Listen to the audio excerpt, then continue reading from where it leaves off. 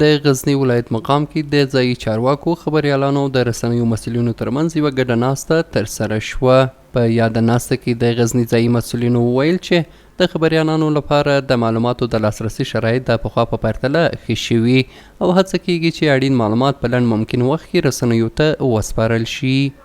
والي صاحب په خپلو خبرو کې په اطلاعاتو ته د لاسرسي د خبریالانو د مسؤلیت په اداینه او په ټولو کې د اسلامي نظام د لاسته راوړنو په نشر او تکثیر کې یادونه وکړه او په ټولو کې مهمه دا وه چې د خبریالانو لپاره د ستونزو او مشکلاتو که خدای نخواسته په کومه برخه کې ورسره لاس او ګریوان وي د هغو یادونه وسوه او هغه ستونزې به انشاءالله له اړوندو اداراتو سره شریکې شي. په غزني کې اطلاعاتو ته لاسرسی بیخي اسانه ده که د هر خبریال یا د هرې رسنۍ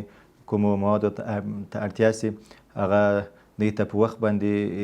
رسیږي ورسره شریکېږي ځکه الحمدلله دلته هر ریاست یا هر مستقل امریت یا مدیریت د مطبوعاتو ملګری لري چې هغه له هرې رسنۍ سره خپل مواد خپل راپور سره شریکوي. خبریالانو د دغسې ناستو هرکلی وکړ او د حکومت او رسنیو ترمنځ د اړیکو د پیاوړتیا لپاره یو مثبت ګام وباله. دوی ټینګار وکړ چې دا ډول ناستې کولی شي د شفافیت د زیاتوالي او د رسنیزو فعالیتونو د اسانتیا لامل شي. موضوع حل برق بر رسانه‌های محلی غزنی بود، همچنین موضوع نصب فیلترشن در رسانه‌های محلی غزنی البته در پایه‌هایش بود و همچنین موضوع حق دسترسی به اطلاعات بود که با برگزاری همچون برنامه‌ها حکومت هم مصمم به این هست که بتونه موضوع حق دسترسی به اطلاعات به طور کلی حل بکنه. نننۍ غونډه چې د غزني خبریالانو او د مطبوعاتو مسؤلینو له محترم والي صاحب سره درلوده واقعا ګټوره غونډه وه. له یو لحاظه چې خبریالانو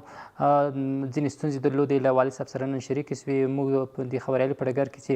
کومې غوښتنې وې له والي صاحب سره مو مطرح کړې په عموم کې والي صاحب د هغوی د حل ژمنه وکړه. د رسنیو او دولتي ادارو ترمنځ د همکاریو زیاتوالی د معلوماتو د لاسرسي او خبر رسونې د بهیر په ښه والي کې مهم رول لري. په وروستیو کلونو کې په غزني ولایت کې د اصل ته زیات پام شوی او دا ډول ناستې کولی شي د کاري اړیکو د پراخېدو او شفافیت د پیاوړتیا زمینه برابره کړي.